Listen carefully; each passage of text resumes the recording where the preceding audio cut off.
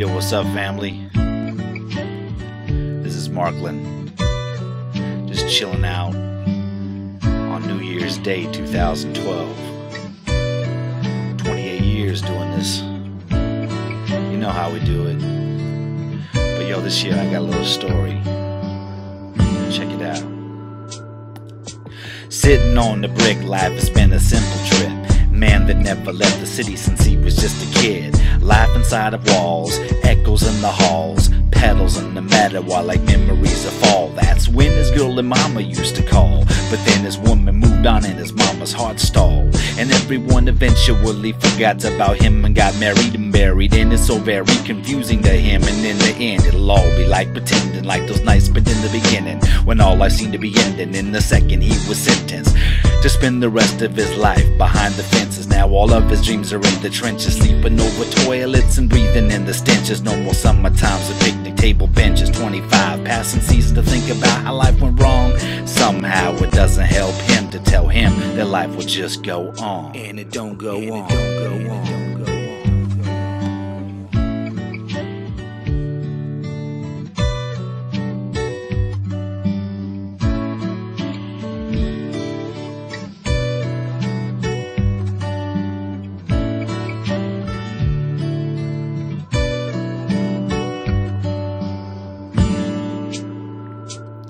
He was only a teen, he was just barely 18. He was really aware of all of the laws he was breaking. He had the world right in his palm and it was ripe for the taking. He had a face that attracted all of the ladies in the 80s. One of those faces that belonged in a Mercedes. But now he's covered head to toe with tattoos and he's shady. His face underwear, the eyes are cold as dreams that faded. Nothing like his first night in the joint when his hands would not start shaking. He was quiet back then, before he met his friends, who went out and came back in again and reported back to him until the very end. He maintained his innocence. The truth is that when it all went down, he was across town with a girl named Maria. But there was a snitch around, and since he's the only witness, it was guilty he was found. Suddenly days turn into weeks and he's asked to turn his cheek. Next week at the age of 43, that finally let him go free. Free.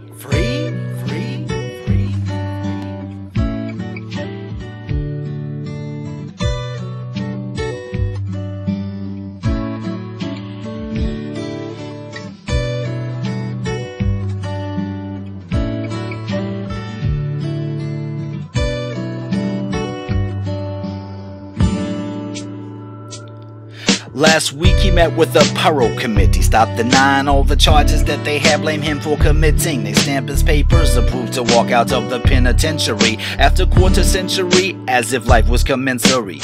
As if life would commence for me. What's life outside this fence for me is what he told his cellie. Yes, he gave him all his commissary and crossed over the very uncertain, uncharted territory that's just as scary as the first part of this horror story. Prison yard beneath his feet, receding the city concrete. Before he knew it, he's right back up on his old city street, in front of the old house he knew, where he grew up and never moved. But now there's 2 cars and a family, and the trim and doors are painted blue. Across the street his girlfriend's family had all up and moved away too, at a hotel downtown on a welfare voucher. That's where they found him staying. Last place he called home. In the morning when they found him, he was hanging. He was hanging. He was hanging. He was hanging.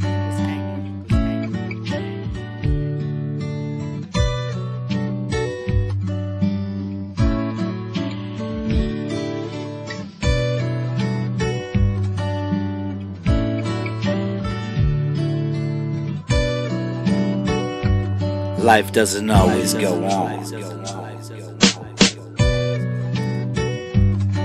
Sometimes bad things happen to good people.